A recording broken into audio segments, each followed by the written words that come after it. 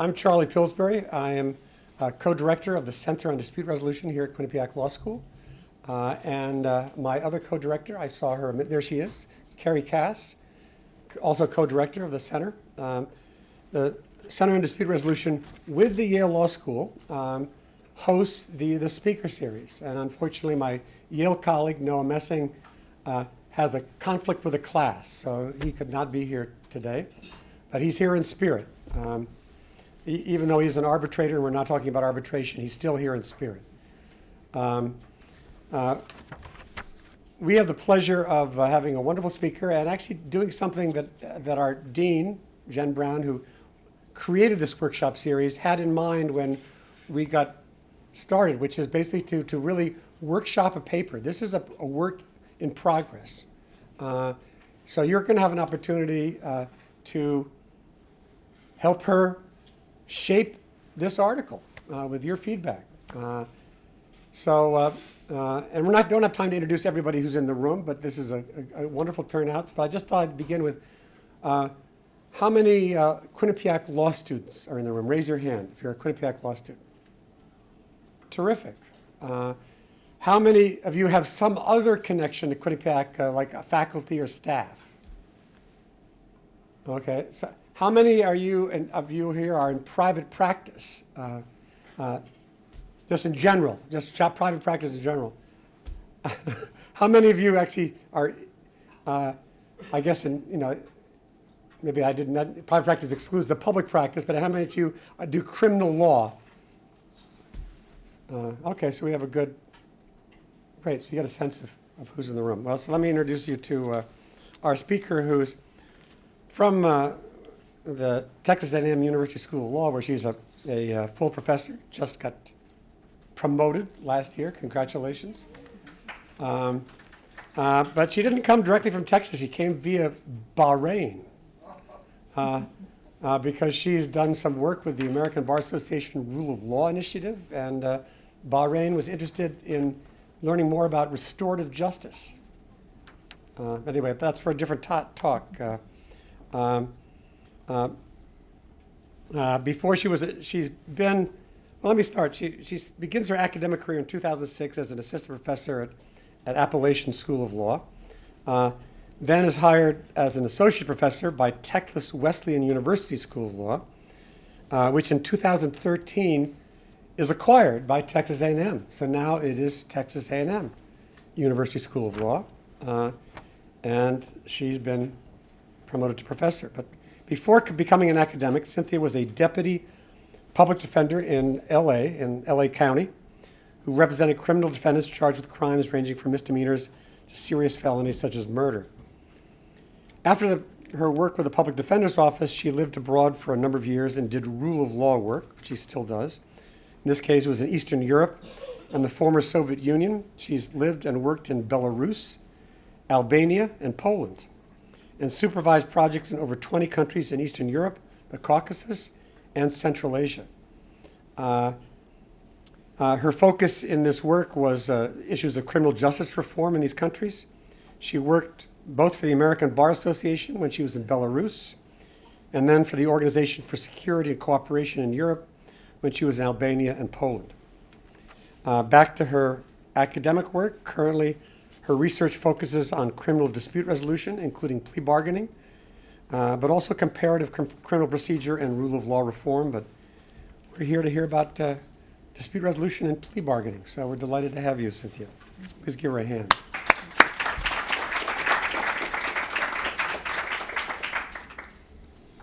Well, it's wonderful to be here, and it's wonderful to know that there's so many actual live practitioners in the room, and I'm really looking forward to your insights on this. I've presented this paper a couple of times, but it's always just to academic crowds. So, and we all know as academics, we can sometimes get a little removed from reality. So I'm looking forward to some good conversation and hopefully some good suggestions on the paper. I'm going to spend just a little bit of the time, maybe 20, 30 minutes talking about it, and then we'll open it up. So hopefully we'll have a lot of time for discussion. So I wanted to start out with just the basics, so those who aren't as familiar with plea bargaining, we're all on the same page of what I'm talking about. So it's informal negotiation between the prosecutor and the defense to resolve a criminal case. The judge must agree to accept the plea before it's going to go forward. There's no right to a plea bargain, ever. There are various types of plea bargains. So there's charge bargaining. So if someone is charged with multiple offenses in the process of plea bargaining, there might be an agreement to drop some of those offenses and they'll plead out to just one count of something. There's sentence bargaining, so it's bargaining about what the actual sentence is going to be, how much time, how much of a community service or whatever it is that might be a part of the actual sentence. There can be both charge bargaining and sentence bargaining at the same time, right? All of us who have practiced criminal law know this. That's often, they're both going on when we're talking about plea bargaining. And then there's also sentencing recommendation agreements. This is more common in the federal system, but I don't know in Connecticut if this is part of the practice in this state, but it's generally more common in the federal system. So that's basics, what we're talking about in terms of plea bargaining. The other reality is plea bargaining is not a new innovation. We've had plea bargaining in this country since colonial times, and it's been the predominant form of criminal case resolution since the mid-20th century. Between 1962 and 1991, 13 to 15% of federal criminal cases were resolved by trial. The rest were resolved by plea bargaining. In 2002, just 4.7% of federal cases were resolved by trial. By 2012, 3% of federal cases were resolved by trial. And this tracks what's going on in the civil system with most civil cases don't go to trial either, right? And these statistics, the earlier ones, are from Mark Galanter and his Vanishing Trial work. So nationwide, about 6% of state cases are going to trial, but these aren't evenly spread out. Right? Anyone who's practicing in the criminal justice system knows the more serious cases are more likely to go to trial. So murder, capital murder cases are more likely to go to trial. In Texas, where I'm living now, about half of those cases go to trial. Compared to drug cases, drug possession, drug sales. In Tarrant County, where I'm living right now, which is where Fort Worth is, I've got 10 years worth of data on felony drug cases, not a single trial.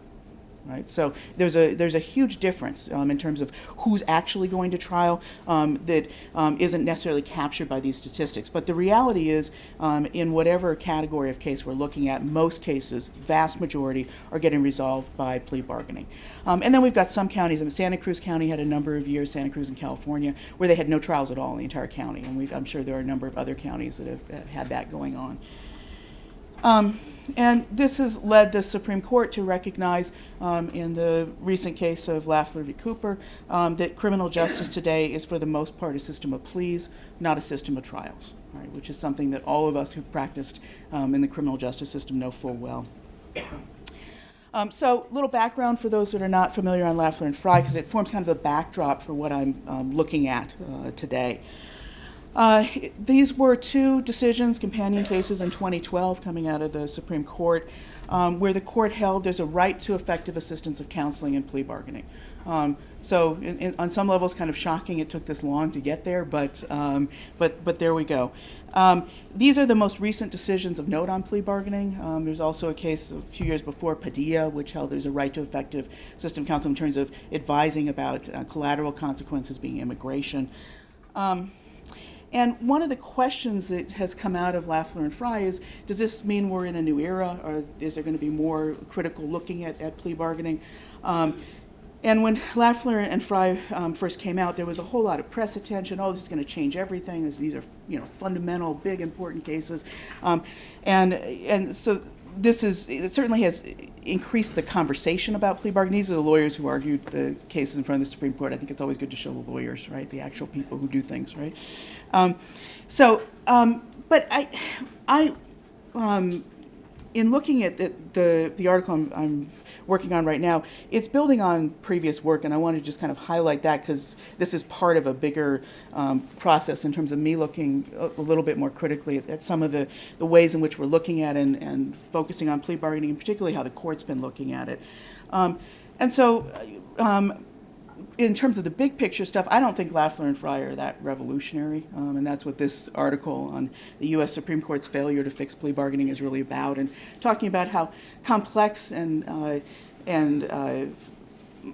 how many different moving pieces there are in plea bargaining, and simply holding that there's a right to effective assistance of counsel, and that failing to advise a client about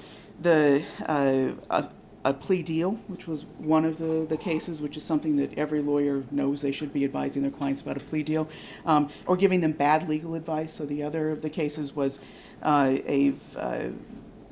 it was an attempted murder, and there were 4 shots all below the waist, and the lawyer said, well, it's below the waist. You can't possibly be convicted of attempted murder just because it was below the waist. Right? It's bad legal advice.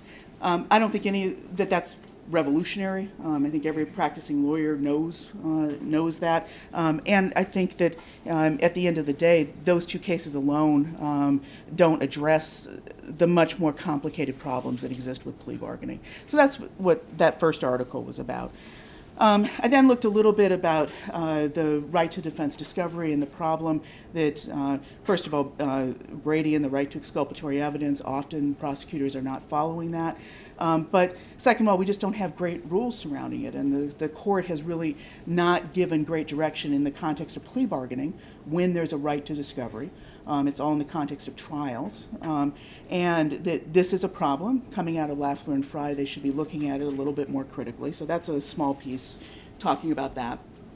And then I've got a piece that's going to be coming out any minute now. We've just finished the final edits on it. Looking more at how can we define competence in the plea bargaining process.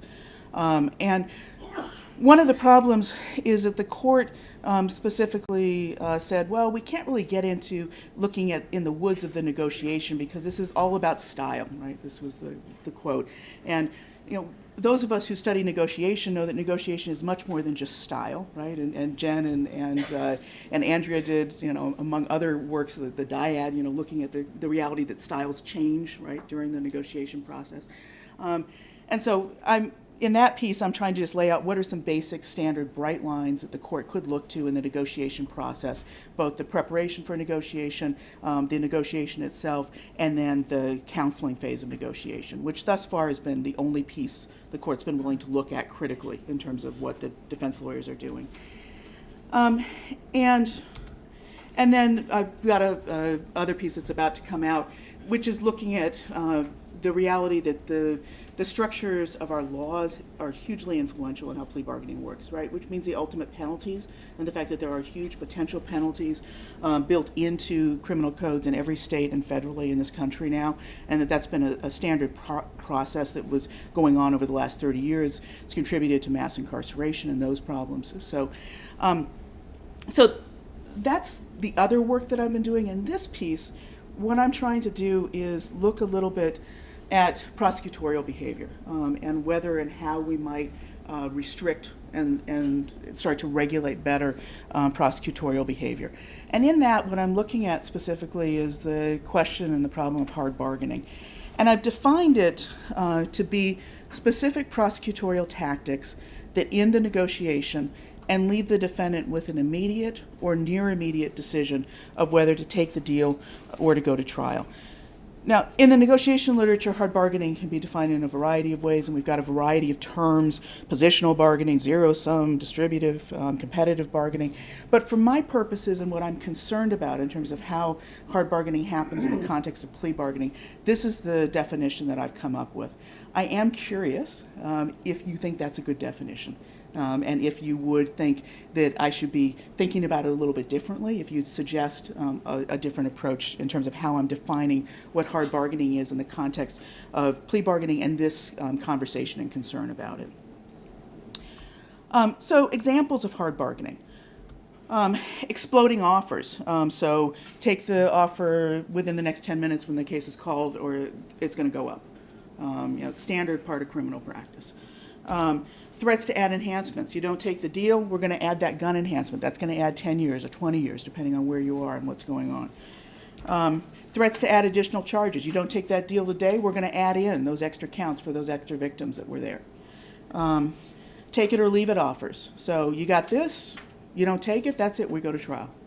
There'll be no other conversation about this. And threats to seek the death penalty, which are a particular kind. They can often could be considered take it or leave it offers, threats to add additional charges, but I think the context of threatening to seek death is different.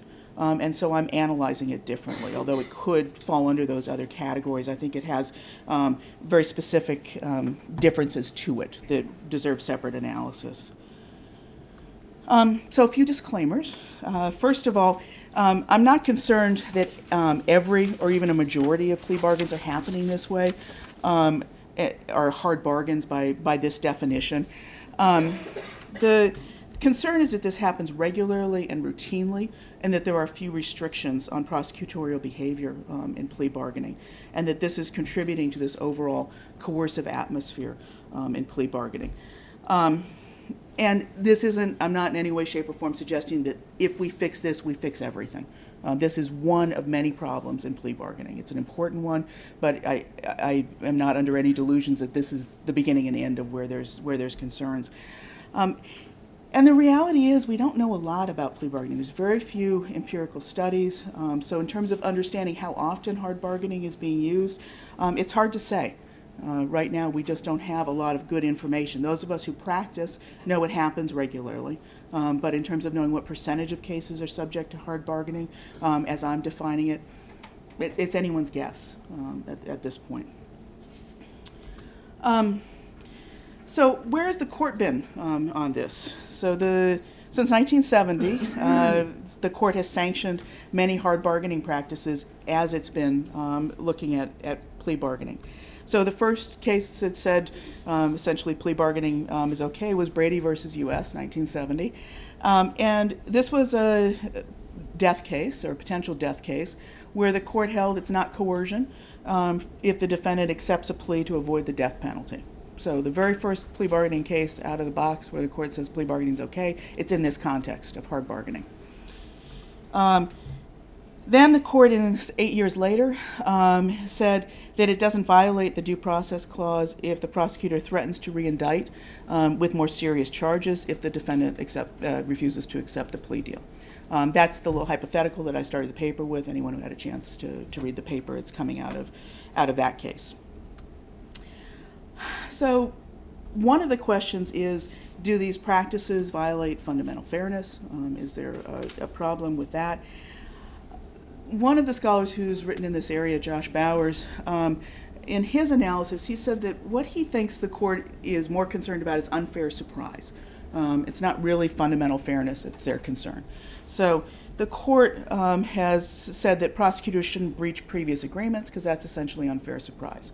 So in Sanabello, the prosecution had agreed to one thing and then they backed down. And the court said, yeah, that's not okay. That's crossing over a line. We don't consider that to be okay. But as long as they're not surprised, so that was the Bordenkircher scenario, then it's fine, right? Doesn't matter that they're threatening to add a bunch more charges. It's going to get a lot worse. As long as there's no surprise in the process, then the court has not had a particular concern about it. And because these cases are older, and because I think this is a fairly entrenched area, I don't think it's realistic to expect the court to undo this quickly. I don't think that they're going to be deciding that hard bargaining violates fundamental fairness. Now, as I've been thinking about this, this was before recent events and the fact that we have an opening on the court now and who knows what's going on, right, and how that might affect things. But, taking a more conservative view, right, I suspect it's not going to be a quick change on this. And so one of the things I thought about is, well, what might be a way that we can get there? If fundamental fairness, which to me seems the more obvious and direct route, but if that seems unlikely, what might be a way? So another possible approach, which is what I'm playing with a bit in this paper, is that hard bargaining violates the right to effective assistance of counsel. And this is an area that the court has shown a willingness to look critically at, right? The last three cases on plea bargaining have all involved the right to effective assistance of counsel in this context. So it's something that the court has looked at and looked at recently. So this is the Padilla case, right? The right to be advised of collateral immigration consequences. Lafler, the defendant has a right to effective assistance of counsel at the plea bargaining stage, Lafler and Frye. So when I was thinking about this, one of the things that I came across that I thought was interesting is how labor law looks at good faith in the bargaining process and in the negotiation process. So the National Labor Relations Act requires that parties negotiate in good faith. Good faith is examined by looking at the totality of conduct in the negotiation and is found lacking if one party is not actually negotiating. So failure to negotiate is a problem in this context. And hard bargaining tactics, such as take it or leave it offers, have been found to be a violation of good faith in the labor context. And the question is violating good faith usurping the union representation role? And so there are some cases on this, so NLRB versus General Electric. In looking at the totality of conduct, one question has been whether the company has acted as though the union did not exist, in clear derogation of the union status as exclusive representatives of its members, so that the company's behavior was usurping the union role. And with this, labor negotiations has looked at what's called surface bargaining. So when one party appears to engage in bargaining on the surface while concealing a purposeful strategy to make bargaining futile to avoid reaching agreement. Right? So getting really more into the woods of looking critically at what's going on in the negotiation, and is it a real negotiation or not? Is it just an illusory negotiation? And this has been found to be an unfair labor practice when this is going on. So my question is, can we apply these in the criminal context? And I think that one of the important questions is, why do we look at hard bargaining more critically in other contexts than we seem to in the criminal context, which is one of the reasons I would like to play with it a little bit here. So the right to counsel in the criminal context is even stronger than the right to union representation, which in the labor context, that's a statutory right. Here it's constitutional. Right? There's a constitutional right to counsel. There are very different historic circumstances. Right? Labor law has come out of the desire to reduce violence in the labor negotiation context, and is very much with that focus in mind. Obviously, the criminal justice system, plea bargaining has grown up, I think, with very different goals in mind, which is to process and move cases as quickly as possible. I think that there's been less concern with things like keeping the peace or what it might do to legitimacy for the system and how people look at the criminal justice system as a whole. And plea bargaining has grown up with very little rules surrounding it, right? So the first plea bargaining has been going on since colonial times. The first case we get that says anything about it is 1970, right? And there's the question of do hard bargaining practices in this context in plea bargaining undermine the right to representation? If the court's going to look at this more critically, they're going to have to look beyond the counseling phase of plea bargaining, and so far they haven't, right? So far they've been limiting themselves to looking at just that part of plea bargaining. And they're going to have to look at whether hard bargaining is effectively ending any real negotiation, and looking beyond whether defense lawyers are simply conveying offers or really engaging in negotiation. Which leads to the very complicated and difficult question of, if this is going to be restricted, what do you restrict, right? And this is where I very much welcome some thoughts from the audience, those of you who are practicing day in and day out and dealing with these realities. So I think that some types of exploding offers should be limited. I think that most of the time in the criminal justice system, there's no good reason to put a very tight time limit. Defendants should have time to think about it. They should have time to confer with counsel. Requiring someone to make a decision, an immediate decision at arraignment, or the offer is going to get worse, is disturbing to me. And it happens regularly. I know it happened with a lot of my clients. So I think that we should be thinking much more critically about limiting where, when, and how exploding offers are allowed. I think there should be limits also placed on when prosecutors are allowed to add enhancements or charges. I think the challenge in thinking about this is how to do it in a way that isn't going to lead to gaming of the system. So if you limit when they can add it later, more likely you're going to see prosecutors just charging everything in the kitchen sink at the get-go so that they can then take things away, right? So I think this is complicated to think about. How do you put a restriction in place that's realistic and it isn't going to lead to other gaming down the road? So I welcome any thoughts that you all might have on that. I also would like to see limitations on threatening to seek the death penalty. This is, of course, another area where it's easy to game it. If you put a restriction in place, then we can see more cases getting charged as death cases than might otherwise. And depending on how states work, and different states handle it differently. I know in Los Angeles County, where I practiced, I never handled death cases, but every case went to a committee in the DA's office, and they would make a determination whether they were going to file it as a death case. And there was a lot of involvement by the defense lawyer at that stage of things to try and prevent it from happening. So it's another complicated area, but I think the question to me is, do they really want to charge us as death? Does the prosecution really want to charge us as death? Or are they just using that as a way to get a plea deal? And that's incredibly difficult to get behind and figure out how do you regulate that, right? That's so. And then the problem of the take it or leave it offers. And once again, I think it's complicated to think about how do we go about regulating this? How are we going to look at the totality of the circumstances and determine if the prosecutor is refusing to negotiate or if this is legit, right? So first-time DUI, these are generally take it or leave it offers, right? And I don't think there's necessarily anything wrong with that, right? So for the most part, they're fair offers, given what's going on. But also, first-time DUI don't tend to get slammed at sentencing when they go to trial, right? So that's another kind of piece of this, right? When we're looking at it, and there's the question of can plea bargaining be the equivalent of surface bargaining, and in surface bargaining, the concern is that labor disputes are not going to get resolved, and in plea bargaining, it's the opposite concern. We're not concerned that enough cases aren't getting resolved by plea bargaining.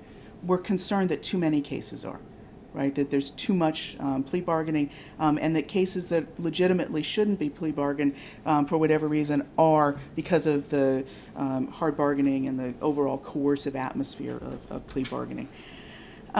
So the concern is making offers that force settlement without any real bargaining and in these coercive circumstances. So the goal with this paper is to just start the discussion of what kind of prosecutorial hard bargaining tactics should be limited, and to move beyond this broad, unrestricted prosecutorial discretion, which is the norm right now, and hopefully to encourage the court to look a little bit more critically at what limits defense lawyers being able to actually fully and adequately represent their clients. So not simply looking at the counseling phase, but looking more at the actual negotiation phase of the process. So some of the questions that I would be very interested in hearing your thoughts about. Are there other good faith bargaining requirement examples that I should be looking at? And I know things like the consumer context, I haven't started to go into there. Maybe I should. I haven't done much with the ethical standards, in part because the court doesn't really have a great interest in those, but maybe I should go in a little bit more on that. Am I missing some hard bargaining tactics, which is another wonderful reason I'm glad that there's so many of you are practicing. Are there other things that you're seeing regularly that I should be thinking about? And are there other suggestions of hard bargaining tactics that should be restricted or not? That's the quick explanation. So I wanted to leave plenty of time for conversation. So please. Jen, yes. I have a fundamental question, I guess. It's always sort of puzzled me about certain hard bargaining tactics, and that's how you make the distinction between a threat and an explanation to the other side about what their best alternative to a negotiated agreement might be. So how do you make that distinction? Well, it's a very good question, right? And I'm not. I think as a former defense lawyer, you just feel it, right? Which is not a good explanation, right? That doesn't help any. And I think if if it's an explanation in the context of plea bargaining, it would be, look, we can offer this now, but if you go to trial, you're going to get worse, right? But if it's, if you go to trial, we're going to add 3 more charges, right? That feels like a threat to me, right? But I think it's a good question. It is difficult to figure out how to give kind of an overarching definition to distinguish. Just to follow up, the way I would explain the distinction between what you just said is it's the difference between telling this other side what you think their BATNA is and telling them you are going to take affirmative steps to make their BATNA worse. Exactly. Right? So if that's the distinction between a threat and an explanation, maybe that's something to go with, but Do you want to explain what you mean? There's some people in the audience who don't know what a BATNA is. I think I spelled it out. Best Okay. alternative to a negotiated agreement, which Okay. is, sort of what's going to happen if we don't work this out in this negotiation right now. Maybe we'll just go from the back row and then move forward. So. Go ahead. Going back to your original question about the definition, it seems to me that it's missing the underlying concept is coercion. That it's what's, and I think maybe getting that out and explaining that more would be helpful in your article, because that's really what, underneath the text, that's what I'm hearing. And that, to me, is part of the problem. And it's coercion in the sense that when the prosecutors are using it to coerce a plea in a manner that is used to deprive the defendant of their constitutional rights to challenge search and seizure, or, to challenge anything. And that, I think, is the essence of the problem. And so I think that needs to be built into the definition. I had some other comments, but I'll... Do you want to see if you can summarize the question for the recording? Oh, no, that's a challenge. I wasn't thinking about it for that. I'm busy taking notes for my own purposes here. Yeah, the coercion needs to be more highlighted in my definition, that is an ever-present reality. I think that was, if that's a good one-sentence summary of what you... And sort of the purpose or effect of depriving the defendant of their opportunity to exert their constitutional rights. Yeah, so that built into the coercion is that they are being deprived the right to go to trial, right to do search and seizure motions or whatever other motions, right? Because this is, unfortunately, does happen. The prosecutors will say, well, if you're going to run that motion, that's fine, but all deals are off the table now, right? So that concern. Yeah, I think I'm going to go back and take another look, because certainly coercion, this is my big concern that underlies it. And so if I don't have that sufficiently explained, absolutely, I need to go back and give that some more attention. So, yes. I just wondered whether some of the prosecutor maybe allowance or collusion with some of the investigative or interrogation techniques needs to be brought out a little bit more. For example, we just had Bobby Johnson in Connecticut exonerated, and he pled guilty as a juvenile because he was threatened with the death penalty, and because the investigators lied to him and told him there was tons of forensic evidence on the scene. And I know, again, that's something the Supreme Court has said that is okay as an interrogation technique, but prosecutors can kind of use that to make the scene more coercive. And the second thing that I wanted to ask you is, what about the presence of a judge? I know that there's a big debate between federal and state plea bargaining in Connecticut, because the state system allows the judge to play a role in plea bargaining, and I think the idea behind that is to kind of damp down some of the hard bargaining and make you don't want to look unreasonable in front of the judge, right? So I'd love to hear from some attorneys about how well that works, they think. In federal court, they don't do that. I think the judges are worried about being kind of too involved in the plea bargain and not having the independence at sentencing. So just thinks about that. Yeah, maybe I'll take the second one first, which is the role of the judge. The federal system, actually the federal rules prevent judges from being involved in it, so which is different from at the state level. And I know when I practiced in California, judges were very involved in the plea bargaining process. But the involvement that I generally saw was helping to get the plea deals completed, right? It wasn't necessarily helping the prosecutor to make a different deal, right? But there was certainly, they were at times a part of the overall coercive process that was going on. And so for me, the question of more judicial involvement also goes to who are the judges. So in a lot of states, when I was practicing in California, the only people becoming judges were prosecutors, former prosecutors, right? That's changed. Governor Brown is making an effort now. I have a number of my former friends, or former colleagues, still friends, who are in the public defender's office who have become judges in California. He's been making an effort to have parity in appointment, so that's a part of it. If your only professional experience is as a prosecutor, you've got a particular worldview, right? And so having diversity on the bench in terms of bringing in former defense lawyers, I think, is important, particularly if you're looking to the judiciary to help restrict some of the excesses that may be happening in the plea bargaining process. And it's, once again, I think it's just hugely complicated to think about what are the rules that you put in place for judicial conduct and behavior. I mean, the federal system has somehow taken the easy road and just saying, just don't have anything to do with it, hands back off, right? I don't know that that's helpful at the end of the day, but it certainly means at least judges are not involved in coercing the deals. The first question, in terms of the investigative process and how that's at play with the plea bargaining process, and it is another huge problem, and the fact that investigators can lie in the process, that the courts found that to be just fine.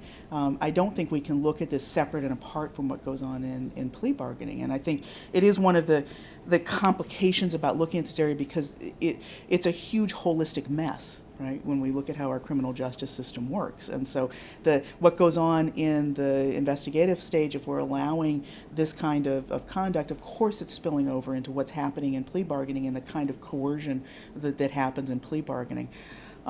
I think for my purposes right now, I'm trying to define things a little bit narrowly to try and get a real conversation going, and to hopefully start to think about how we can do some better restrictions, how we can do some restrictions. And I think that may be kind of a stage 2 if we ever get there, to be looking more critically at the investigative stage in the process. So we're working our way up. It's Betsy, and then this lady here, and then we'll get to you, Dick. Mine was just a minor point, and that is sometimes, everyone says prosecutors overcharge, but sometimes they undercharge. I mean, say you have a mandatory minimum charge and you want to have the freedom to bargain below that, so you don't put the charge on there, and then the person doesn't take the plea, well then you're going to add it on and you're going to all the trouble of the trial. So it's not always, one more sort of Damocles hanging over the defendant's head. Yeah. Yes, the comment was that sometimes prosecutors undercharge, and if there isn't a resolution of the case, then they're going to charge it appropriately for the trial. And absolutely, which is why it's complicated to think about how to put some of these restrictions in place, right? Because you don't want to encourage overcharging at the get-go. You don't want to encourage prosecutors to think, well, if I don't charge it now, I'll never be able to. Which certainly changes the tenor of the conversation. But I would say I expect most defense lawyers know what could be charged, right? So it doesn't take away the coercion. It's not being done by the prosecutor at that moment in time, particularly if they're not threatening to charge other things. And this goes to how complicated this is, and how we really also need to look at it within the context of how our codes work, and the fact that additional charges can be added, additional enhancements can be added, and any competent defense lawyer knows exactly what those things are and is talking about those things with their client at the time that the initial offer is made. But yeah. Question? I just wanted to follow up on the second part about prosecutors not being allowed to add more charges after the plea is made, and what role the judge could play. In the history of my career as a public defender, I've had exactly one judge who was a former prosecutor who actually helped this process along. I guess he was a prosecutor with a conscience. He didn't feel good about the process when he actually was in the plea bargaining, but when we came back to have a supervised pretrial, he would ask the prosecutor, what charges are you looking, what is your offer, what charges are you looking for them to plead to, and what is the offer on those charges? And then if he came up with a different disposition, he held them and said, if you're looking to add more charges now because I'm changing the deal, that's not in the spirit of a plea agreement. And for the short period of time that he was with us, I learned a lot in that about taking your choice and leaving the sandbox because you're not getting. So I often now in supervised pretrials ask the judge to hear from the prosecutor and said, what are the specific charges you're looking at and what is the specific offer? So it kind of is out there so that if the offer suddenly changes, it's kind of a, well, look, judge, this is because it's not, they're not getting what they want. It's not in the spirit of a fair plea bargain. Okay. So the question for the camera was the role that judges can have in restricting the adding of charges, and in part just by asking and making it clear in the conversations before any plea deal is concluded what the offer is, what are the charges, and then stepping in to try and stop prosecutors from ultimately adding charges. Yeah, and I guess the question that I have in practice, did you see a change in prosecutorial behavior practicing in front of that judge? Did, actually. Interesting, Did. okay. And what kind of changes did you They see? reverted back after he left. Mm-hmm. But, we ended up settling a lot more cases, and there was a lot more creative dispositions being held. So it had a good effect, and I wish a far-reaching effect. But it was limited to that one. It was limited. Richard? I think you've faced multiple challenges in your approach, mainly because of the atmosphere of fear which exists in our country in general, and specifically in the criminal justice system. I wish you well. I think that you're going to get a lot of opposition to what you wish were the way things would go. Yeah, so the comment was that I will hit lots of resistance, and yes, I expect so, right? I mean, this is, I think we're at a really interesting point, though, in terms of our criminal justice system. I think there's lots of interesting things going on, interesting types of reform. We aren't getting to core key issues yet, like plea bargaining, but I think the only way we get there is by starting the conversation. But I certainly don't expect I write this and everything changes. No, I understand this is much more complicated, and it's going to, if we start to see changes, it's going to be very incremental, I expect, and it's not going to be for a while to come. But thank you. Just briefly, just two little comments. You asked, am I missing any hard bargaining tactics? And I think one, and maybe you did mention it, I missed it, is collateral consequences to the plea, adding sex registration to the plea if it's not mandatory, or things along that line, where if we don't do it at a certain point, then they'll add the registrations and stuff like that. Thank you. I had not added that, so that's very helpful. And thank you. well, the other thing I think that's difficult is the mindset of a lot of incarcerated clients, and that regardless of, no matter what you do with respect to hard bargaining, is that it really comes down to if an offer, regardless of if it's in the best interest of the client or not, if it's an opportunity, if they've been in long enough, and if they have an opportunity to get out, and whether they're guilty or not guilty, that mindset is, if I only have to do another month, or if I only have to get out, if I can get out today or tomorrow, or if I'm going to get on probation, they're controlling the end result. And you can beg them to say, this is not in your best interest, and you're never going to make that probationary period, or this is, or this registration is going to keep you from getting any sort of housing, or et cetera, and you know that the prosecutor is in some way setting them up to be doing time on the installment plan, and instead of them taking the 6 months straight, they're going to take that walk today, and it's a real ethical dilemma, but the choice is not yours, and that take it today or leave it, they're going to take it, and sometimes I think that's what's driving it, and I think that's a real problem. Yeah, so the question and comments, first, the collateral consequences, something else I should add to hard bargaining tactics, and then the second about how do we deal with the reality of those who are the defendants and their decision making, and that sometimes they aren't making what we might consider to be the better decision for their lives, not just the case, right? So the court may be looking at the counseling with respect to, is it good counseling in some cases it may have been bad counsel, but even in the best of counsel, what's driving these plea bargains, and I think what prosecutors know is driving that plea bargain. Yeah, and it's one of the concerns, and once again, this is why it's so complicated, right? When we don't have, when we aren't releasing people on their own recognizance pending trial, it puts pressure on them, right? They're sitting in custody, they're sitting in a local county jail. We all know how unpleasant and difficult that is. That puts a certain coercion on them. And sometimes the bail amounts that are being set in this country are extraordinarily low, $100, $200, $300, but people can't make those amounts. And so they're sitting waiting, and then they're on their first court appearance offered time served. You get out today, or you can wait whatever amount of time it is until that trial date in custody, because you can't make this small bail amount, right? And so this is where looking at reforms in other parts of the system are also at play.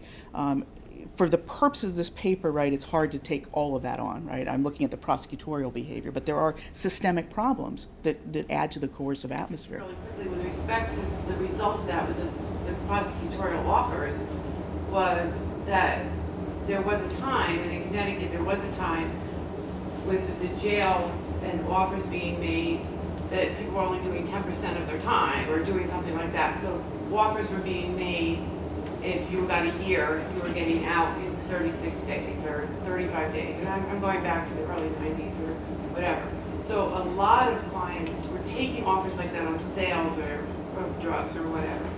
Now, as they're coming up and now they're in their 30s or their 40s and they're being charged or they have a gun on them, now they have the requisite federal convictions, the prerequisite federal convictions to go to the feds because they have the 2 prior sale convictions that they took, when they were only doing 36 days in the sale case.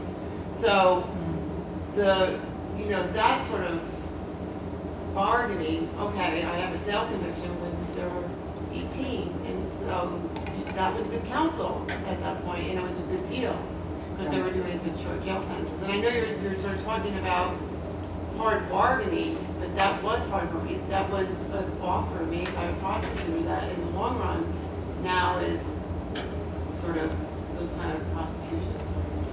Yeah, and I think it's a serious problem, right? And we all know the kinds of pressure that's put on defendants to have them take deals, particularly their first time out of the box, right? Their first offense, right?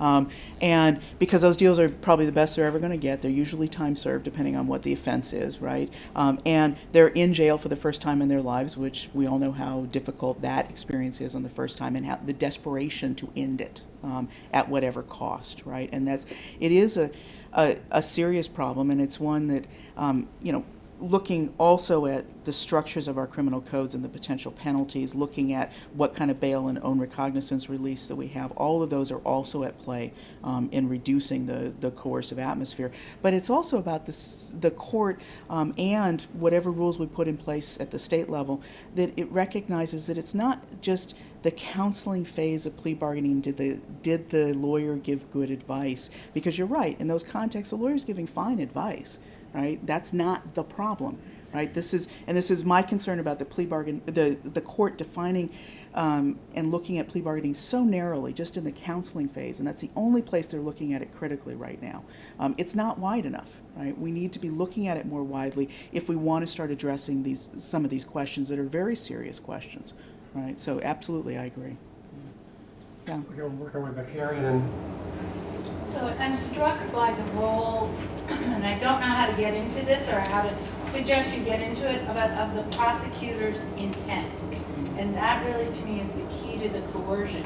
And at what point did prosecutors really become just part of the moving business machine, so that so many of your techniques are to push settlement just because I have the power and I'm going to use it, as opposed to when we think, and I do love your choice to look at other contexts, but even think of civil negotiation, that nobody's going very often to, oh, quick, before you have a chance for discovery, here it is. Occasionally, I'm sure that happens, but it's much more, let's do a little discovery, the spirit of real negotiation is let's exchange information, let's each analyze our own strengths and weaknesses, let's classically analyze what's going to happen if we don't. Let's not threaten each other, but let's just say we all all of our motivations to move, end the case, not go to trial, they hit differently on either sides. But the sort of fairness that you're talking about in other contexts of negotiation is we lay our cards on the table, we do our analysis, and we find really what's a better deal than what would happen if we went. That's just not part of the conversation here. And to me, it goes back to what is the prosecutor's intent? Why would you say, in this world of what we know about decision making and what really for a good decision, even regardless of all the wonderful comments you just made about prison and all that, but just sort of people should have time to consider the options, to truly discuss them. Why would you do an exploding or take it or leave it offer except to just get a deal now because I have the power to do it? So what is it that we could change about prosecutors and say, it's not your job to clear the docket. It is your job to get a fair disposition based on what the evidence really is in this case, and to literally negotiate with the other side after we exchange information. To sort of quick, before they have a chance to look at the discovery, let's make a deal that's going to disappear. The exploding offer is not about anything other than the intent to move business. So to me, you're getting at that very deep, that's really in essence of your coercion. And it seems to be for a purpose that's distorting true So is there a question there, Carrie, or just a comment? I've got a few things I can say in response. Yeah, just about have you looked carefully at intent? Yeah, I mean, I think it is complicated to look at prosecutorial intent, and maybe first to say there can be good reasons to make an exploding offer, right? Not every time an exploding offer is made, is it made for coercive purposes, and is it something that's a problem? So, for example, if there's victims of a sexual assault, adult or child victims of a sexual assault, and the way it works in California, there's preliminary hearings which happen before the trial. They often will bring in these witnesses for the preliminary hearing. There's good reason to try and prevent that from happening if it can. Right? If the defendant is going to take a deal, it's much better they take it before the victim has to go through testifying, right? So there's good reasons, and regularly on child molestation cases that I handled, the prosecutor said this is open until the preliminary hearing date. They also regularly agreed to waive time and put the preliminary hearing date over to another day so that there could be time to talk to my client about what the offer is. And so I think, setting a time limit when there's a good reason to it, I don't have a problem with that. It's when I have a hard time finding a reason, right? Then that's where I think the context. Yeah. So, and if that's the reason, but I think getting into prosecutorial intent, like any kind of intent, is extraordinarily difficult to do. And so that's where thinking about how do we put some better regulation in place. And so in one context, we have in the discovery context. So Brady is the case that says the prosecutors have to turn over exculpatory evidence. We all know that that's regularly violated, oftentimes with the best of intentions by prosecutors. They don't think it's exculpatory because they're looking at the case differently, right? So they don't recognize that a piece of evidence is actually exculpatory, right? And so if your discovery rules are simply Brady, that's probably inadequate because it's relying on the prosecutors and their not only their good faith, but their intent, right? If you put a more broad-based discovery rule in place, so Texas in the last legislative session passed the Michael Morton Act, which was based on a horrific wrongful conviction case. Some of you may be familiar with it. He was on 60 Minutes and others. Michael Morton was accused and convicted of murdering his wife. He served 25 years in the Texas prison system, which Texas prisons are pretty miserable places, in case you didn't already think that, right? I mean, they're really difficult place to serve time.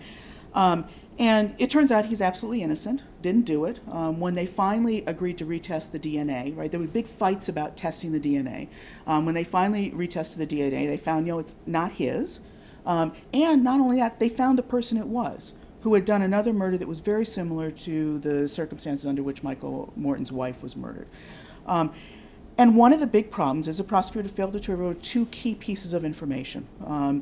His son, who was 3 years old at the time, was asked by the police investigators, did Daddy kill your mommy? And the son said, no, a monster killed my mommy.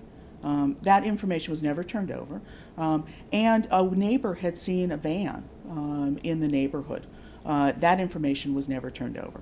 Now, that case led to the prosecutor ultimately being convicted and getting 10 days in jail for his wrongful conduct in that case. To date, as far as I know, the most time any prosecutor's gotten for their conduct, right? 10 days for 25 years. But for this purposes of the discussion here, Texas passed a new law mandating open file discovery statewide.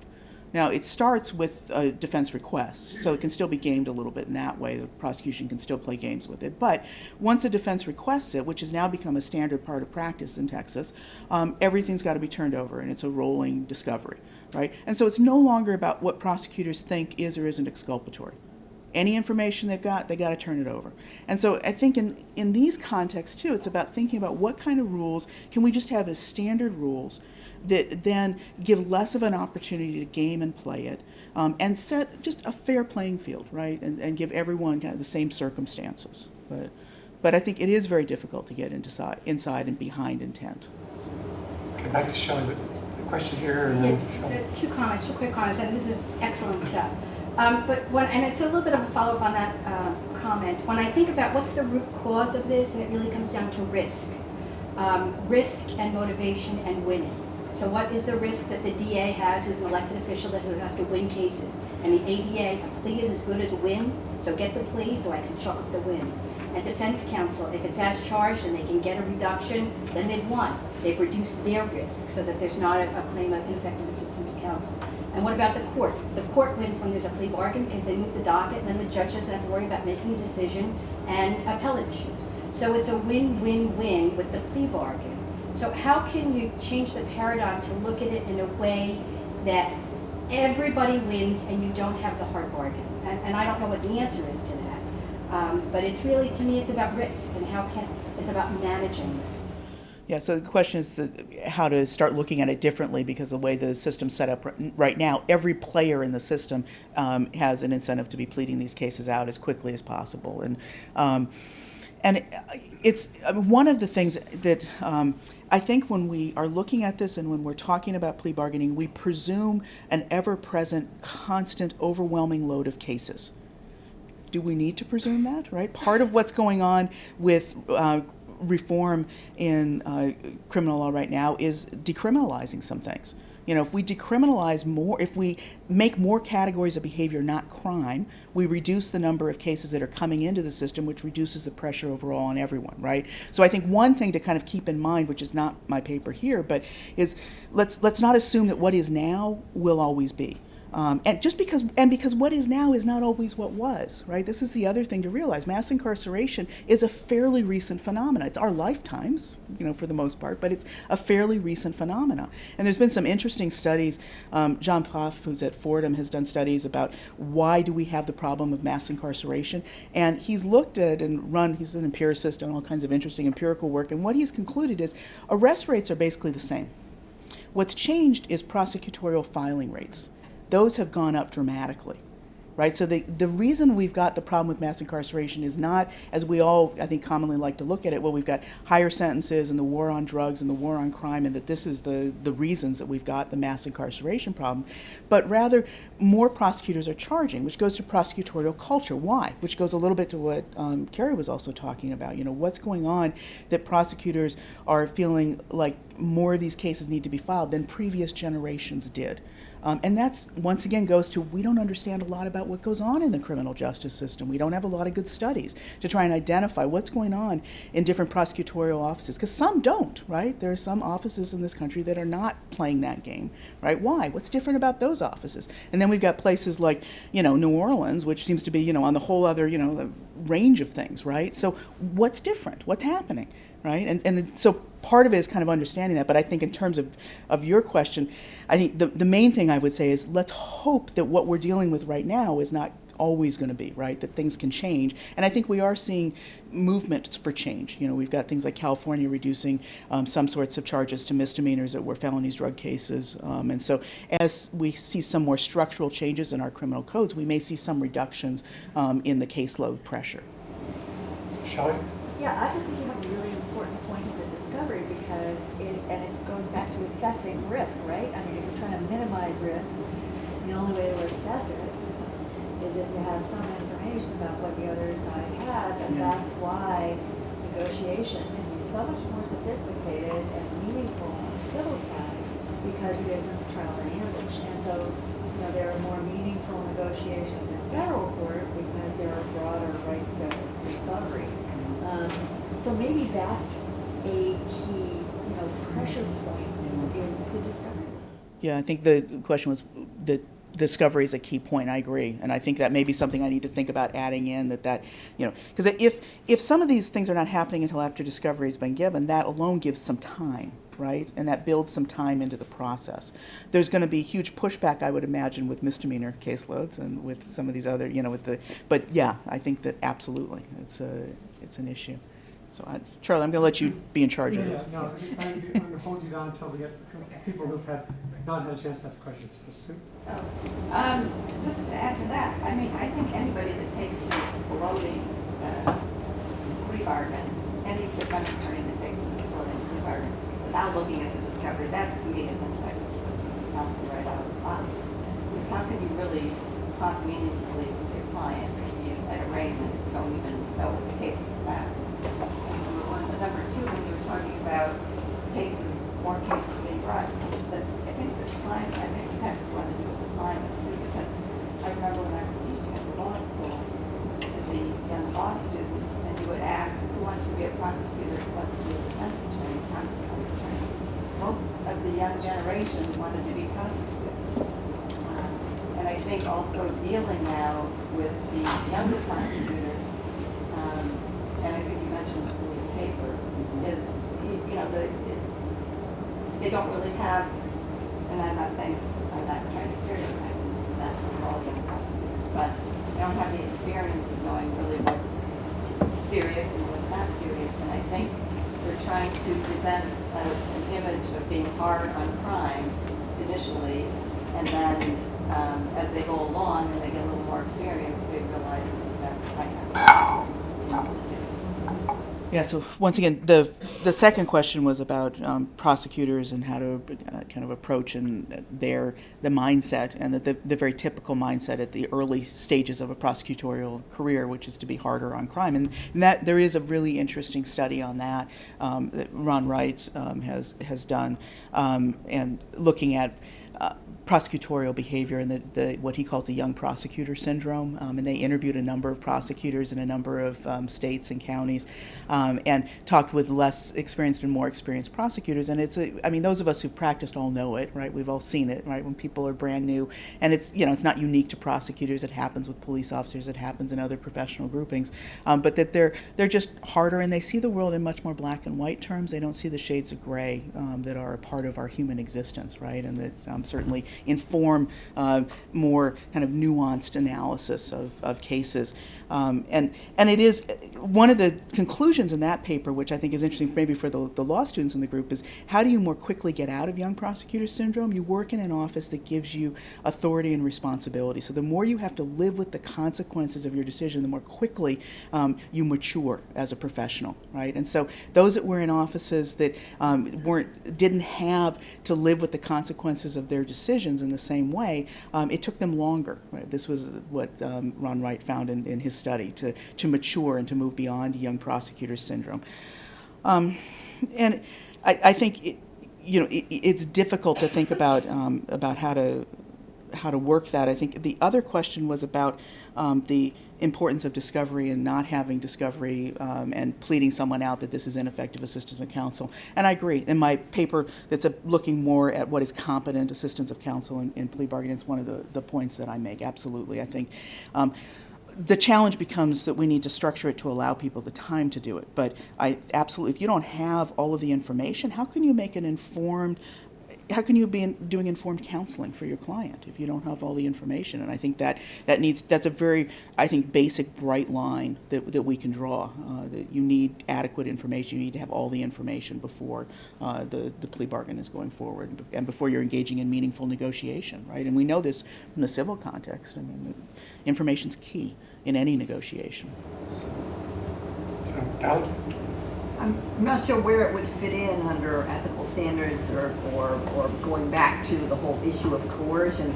but I'm wondering whether it'd be useful to bring in some of the more recent results in like forensic psychology and other literature in terms of, and also as a result of some of the Innocence Project work, where we know that, and I think you mention it in your article, that there's a certain percentage of people, that's a fairly large percentage of people who have pled guilty and are actually innocent.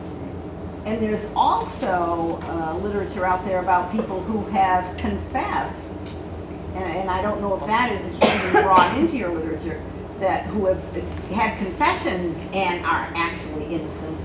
And given that that information is now coming out, I'm wondering if that may be a basis for re-looking at the whole approval of plea bargaining and its coercive aspects, because what we're producing is getting innocent people to plea or confess and things like that. Yeah, so the question is how what we now understand is happening in the innocence arena can influence this. And I think it's what makes this question so important. Right? Those of us who were practicing law 20 years ago knew innocent people were pleading guilty, right? I had clients. I knew they didn't do it. They were pleading guilty for the kinds of pressures and reasons that you were expressing. But we didn't have any data to support it. It was all just our opinion, our feeling based on who we represented, right? Now we have hard data. We got DNA exonerations. We've got other exonerations. We were talking about it a little bit at dinner last night. The exoneration database the University of Michigan keeps has, I think, over 2,000 people on it now. And some of those are things like mass exonerations, things like the Rampart scandal in Los Angeles. One of my cases was involved in that scandal. A defendant who pled guilty to a drug possession, and it was one of the fabricated cases by these two bad cops in the Rampart division. So I think it's what makes it hard to say we don't need to make change, right? Because we know that innocent people are feeling the pressure and pleading guilty. And I think it doesn't mean that we can put together a perfect system. Well, that will never happen, right? And I think that that's also important to kind of keep in mind. It's not about saying that we're going to be able to prevent it 100% of the time, but we should be able to prevent it some of the time. And I think that the way our system works right now, that's very difficult. I think that the pressures are very real. And that's why you are seeing people who are later exonerated who have pled guilty, which is a certain percentage of them, right? So actually, I have a question or in the comment. One is that you're looking for other good faith bargaining requirement examples. A couple of years ago in this same speaker series, Paul Kurgis presented a really interesting paper looking at the total confusion of courts between I think what is an equitable doctrine of unconscionability and a legal doctrine of duress, and how the courts. I mean, they're just to most of us they're synonymous, right? They do have different legal origins, and he was looking at that. Although my recollection is that has to do more with the result than the process. In other words, it's kind of this result is so outrageous. There had to be some duress, and there's something unconscionable about it, but it didn't look at how we got to that result. So anyway, that's just a thought. But I was really struck by your story about the judge, and just because prosecutors not only have discretion, but they have to have some discretion. And so really the only check, it would seem to me, to be on a prosecutor is the judiciary. And so the fact that the federal judiciary has completely removed that check is interesting. But and so I'm just wondering what looking at and you can see that some judges are going to really find out are going to explore how this plea deal was negotiated, are going to make sure that the defendant accepting the plea deal understands what's going on, and the way and some of the other judges are just going to say, okay, so it's sort of wondering how do you look at the role of judges in kind of regulating prosecutorial behavior? I just to throw that out. Yeah, and I think it's a very important question, and there's actually a few folks who've been looking at the role of judges in plea bargaining one scholar's been looking at it in a more comparative way. How are other countries, and how do judges handle plea bargaining in other countries? Because we're not the only country that does plea bargaining. It happens in a number of other countries, and what the judicial role is in that process. And I think it is an important area to be looking at it. And I don't want any confusion. I do think it's important that prosecutors have discretion. I don't want a non-discretionary system. I've worked in some countries where, everything's very routine, and then everything gets filed and with the max, and you don't want that kind of a system where as soon as the police show up, there's going to be a case filed. You do want professionals who can look at and evaluate, and you want them to have some level of discretion in order to be making hopefully good decisions, right? To have some check on what's happening. But it's a challenge. You don't want them to have unfettered discretion, right? And I think that's where we are right now with prosecutors, is that there's very few, if any, effective checks on what they're doing, and that's the concern. And that's where it's trying to start thinking through what are the rules we can put in place, what makes sense, what might be workable, is important. And I think it's important that we get to some sorts of restrictions on what their behavior. Richard?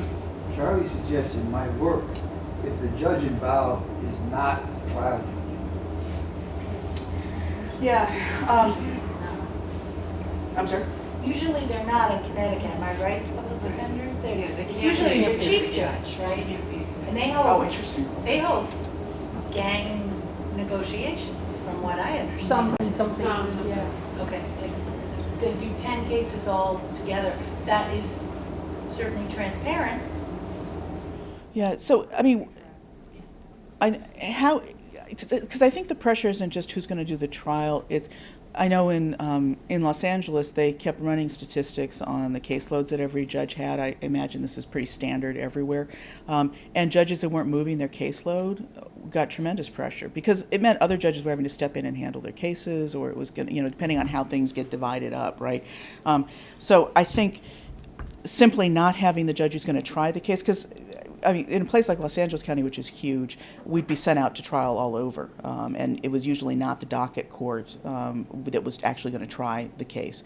But there's still tremendous pressure on the judge who isn't going to be trying the case. There's still tremendous pressure for them in terms of moving the caseload and managing it. So I think there's some help with it, but I don't think that's a simple fix, right? I don't think just putting that restriction in place. But there are plenty of places, and those who have suggested criminal case mediation, where judges are more involved in mediating a negotiation, have often suggested that there should be that restriction, that it won't be the judge who will ultimately try the case, in part because they're going to learn things they shouldn't know about the case, right, before the actual trial.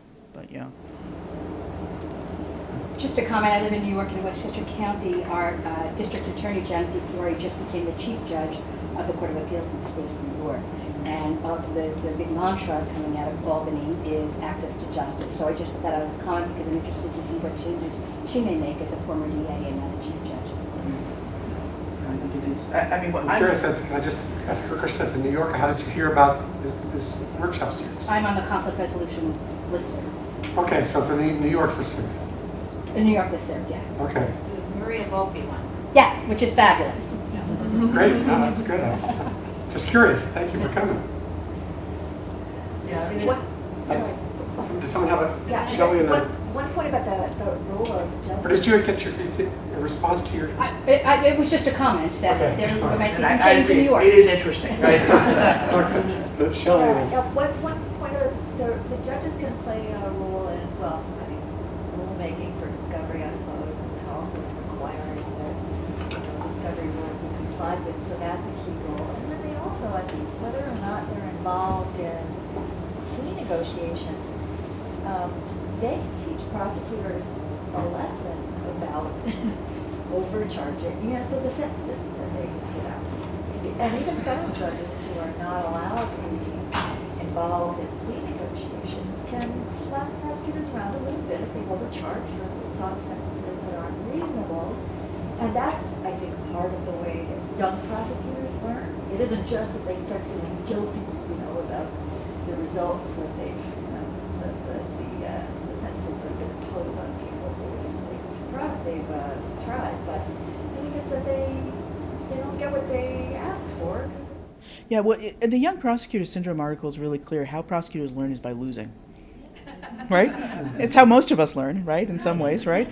But the more that they, yeah. Yeah, if they're not getting the sentence they want, if they're not prevailing at trial in the way that they thought, they start to realize that, of course, things are a little bit more complicated. It isn't just because you want something that you get it, right? You actually have to have the evidence to support it, right? But I do think there is a lot of value. I've seen judges who were former prosecutors who have a very principled position against prosecutorial conduct that they consider to be wrong, right? And they can be very hard on the prosecutors, the young prosecutors who come into their courtrooms who aren't doing things the way they perceive they should be doing things. And it is a huge learning experience, absolutely. And I think, but it doesn't always work that way. I mean, I know I often felt like I was in front of two prosecutors, right? So, but. I just want to go back to your regulation issue, and I know I mentioned this at dinner last night, but Keep it short. It's about 2 or 3 minutes, and I want to get one more question. Yep. But the idea of bringing together sophisticated people to wrestle with your issues, to come up with a even just aspirational set of standards. And the example that keeps coming to mind is the Academy of Matrimonial Lawyers, who 30 years ago said you should never use a child as a bargaining chip, custody for financial. Now, does it happen? Yes, and it's not rules of professional conduct yet, but you can look to this bounds of advocacy document put out by the best family lawyers in the country, and it gives some guides, particularly to new, young people coming up, that says, this is inappropriate, unfair, tacky, nasty, icky behavior. So thinking of getting prosecutors and public defenders to begin to take some of your principles and come up with the rules to work with you would just be cool. Yeah, what we talked about last night at dinner was the ABA standards. And the ABA standards on prosecutors and defense lawyers and on plea bargaining are really very silent on the negotiation process. There's very little that they say about them. And that it would be fabulous to start to expand that, because the court does look to that. In looking at whether Strickland's been violated, they do look to those standards. So they can have an influence, absolutely. So one more question, and then we'd like to end at 1:30. But those of you who want to continue, I don't think that you have to leave the campus till 3, so you have time to continue talking. But so one more question. Or did you have a question? Yeah. That's okay. Okay. Well, we'll give 2 more questions. No, it's fine. We can negotiate 2 questions. All right. So you go first. You haven't asked one yet. Sure. I have a question on the connection made early on in the article between the ineffective assistance of counsel and hard bargaining. Because I'm not a practitioner, but my understanding is that courts are reluctant to look into this because you don't have a right, like you said, to a bargain, to the bargain. So I'm wondering how, is it just by saying, 90-something% of cases end in a plea bargain that you should make that jump? Well, the courts, fortunately, has finally said there is a right to effective assistance in plea bargaining, right? So it doesn't mean there's a right to a plea bargain, but if there is going to be one, you have a right to effective assistance of counsel in that process. But what the court has not yet looked to is to look more critically at the negotiation process itself. And that's what, I would like to see them start to look at. I'd like to see, and in a variety of other contexts. I don't think that anyone's looking too critically at the negotiation process itself at the state level, in terms of rules. I mean, one of the pieces of research I did for this article is I had one of my wonderful research assistants pull all the rules on plea bargaining in every state, and they're all basically like the federal rules. They just kind of give format, how should a plea be taken in court. There's no discussion in any state about any substantive restrictions on the plea negotiation process itself. It's all just the formalities surrounding the taking of the plea, and that's the beginning and end of it. So, that's where I'd like to see us start to think more about that, and be a little bit more critical about it, and then think about what rules might make sense to put into place, both at the state level and then through the either federally and then also through the court. Last word. Mine is not really a question more than a comment, is that in all of the issues that have been talked about that you brought here today, it's kind of the same rationale. It's the people who actually understand the problems and want to fix it that show up to talk about it. And it's the people who really need to know more about them, who need to be the people who can actually change them, that should be more educated on them. If you have a seminar on ethics, you get all the ethical attorneys who show up. If you have a question and answer debate on how can you be more effective in your plea bargaining, the people who can really help are the people that we need to be educating more. I think judges absolutely can be more involved in a positive way in the process if they receive that education. 2/3 of the judges in Connecticut who sit in criminal court come from a civil background, and they're just more afraid to make a decision because they don't know enough not to make, they don't want to make the wrong decision, so to speak. But if you versed it to them in terms they understand, in civil practice you would never be forced to rush into this type of debate. And they understood that. I think they can apply those skills in the criminal forum. If there was more prosecutor training specifically on plea bargaining, we might be able to address some of these concerns. So it's really just a commentary on all of the very insightful issues that we have. But of course, it's the group of people who already are debating stuff, that want to learn more. So. Well, I think it's a very real problem. I mean, there's little to no training on plea bargaining that prosecutors or defense lawyers get. And it's based on this assumption that the court has, well, it's just style, you'll figure it out, right? It's not, and which, for those of us who spend our lives, looking at and around issues of negotiation, it's just painful. No, there's a lot more to it. It's an actual skill. We actually teach it. I'm sure a lot of you took negotiation, right? There's lots of things that you can learn to make yourself a better negotiator. You don't just wake up one day and that's how you are for the rest of your professional lives, right? So yes, I would love to see more of that and see more conversation, but I think your point is very interesting about the number of judges in this state that come from a civil background, and thinking about how to talk with them about these issues and frame it in a way that they're going to be a little bit more receptive to, which is what defense lawyers do all the time, right? So, and that's where understanding more about how negotiation works in other contexts is helpful in this process.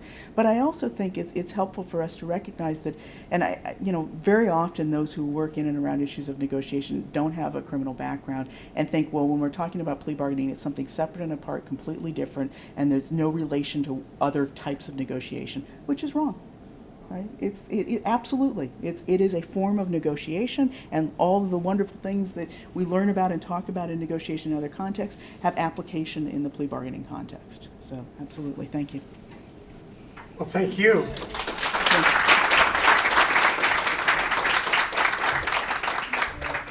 Picking up on your comment about preaching the choir, I do want to say two things. One, we had a wonderful preacher today. So thank you very much, Cynthia, for your talk. And we also had a wonderful choir. So thank you very much for coming. And keep coming.